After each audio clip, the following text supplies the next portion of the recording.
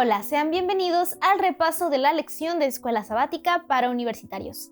La lección de esta semana es la número 4 y lleva por título Jesús, nuestro hermano fiel.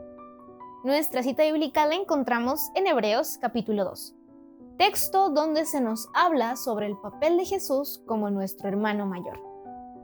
Durante la semana pasada vimos en Hebreos 1 que se describe a Jesús como el Hijo de Dios superior a los ángeles. Pero más adelante en el capítulo 2 se dice que Él mismo adoptó la naturaleza humana para poder representarnos y morir por nosotros.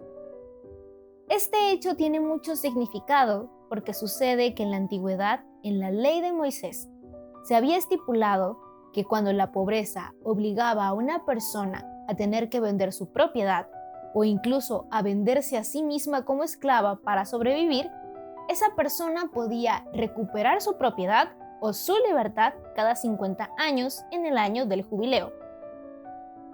El año del jubileo era un gran año sabático en el que se perdonaban las deudas, se devolvían a sus dueños las propiedades reclamadas y se otorgaba libertad a los cautivos. Sin embargo, 50 años era mucho tiempo de espera. Por eso, la ley de Moisés también indicaba que el pariente más cercano podía pagar la deuda y de esa forma devolver la propiedad o libertad a su familiar mucho antes. Sabiendo esto, ahora podemos entender el papel de Jesús en el plan de salvación. Jesús, al adoptar nuestra naturaleza humana, se convirtió en nuestro hermano.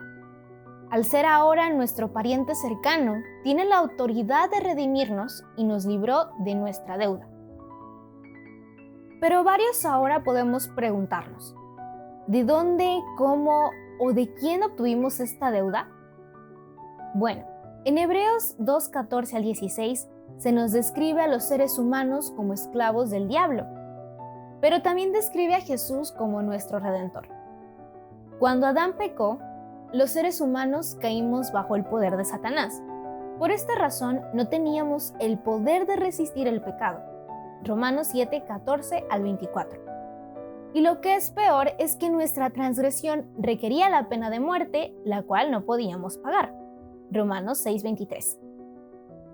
Es por esta razón que Jesús adoptó nuestra naturaleza humana, se convirtió en carne y sangre como nosotros, a fin de llegar a ser igual que nosotros y ahora como nuestro hermano mayor pagar nuestra deuda.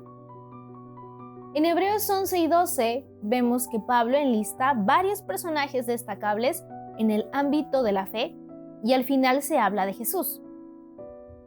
Dentro de estos personajes encontramos a Moisés. Te cuento rápido. En la corte del faraón, Moisés recibió la más alta educación civil y militar. Es más, el monarca había decidido hacer de su nieto adoptivo el sucesor del trono, y el joven fue educado para esa alta posición. Su capacidad como caudillo militar lo convirtió en el favorito del pueblo egipcio. Lo único en lo que discordaba con ellos era en abandonar su fe hebrea. Y sucede que en ese tiempo todos los que ocupaban el trono de los faraones debían llegar a ser miembros de la casta sacerdotal. Pero Moisés responsabilizó de esto a los sacerdotes y se alejó de este trabajo. Fue amenazado con perder la corona y se le advirtió de que sería desheredado por la princesa si insistía en su apego a la fe hebrea. Pero, aún así permaneció inconmovible en su determinación de no rendir homenaje a otro Dios que no sea el Creador. Nosotros conocemos el final. Moisés dejó todo por seguir a Dios. De igual manera, Jesús dejó todo para venir a humillarse y darnos salvación. A Jesús también se lo describe como el autor y consumador de la fe. La palabra griega archegos, que significa autor o iniciador, también se puede traducir como pionero. Entonces, Jesús es el pionero en la carrera que corremos como sus discípulos, en el sentido de que va delante de los creyentes. De hecho, Hebreos 6:20 también llama a Jesús el precursor. Además, la palabra consumador sugiere que Jesús había demostrado fe en Dios en la forma más pura posible. Finalmente, este pasaje nos enseña que Jesús fue el primero en correr nuestra carrera con éxito y que fue Él el que perfeccionó el arte de vivir por fe. Pero hay que dejar algo en claro, y es que Jesús, aunque se hizo hombre, no era igual que nosotros en algunos aspectos. A diferencia de nosotros, Él jamás pecó.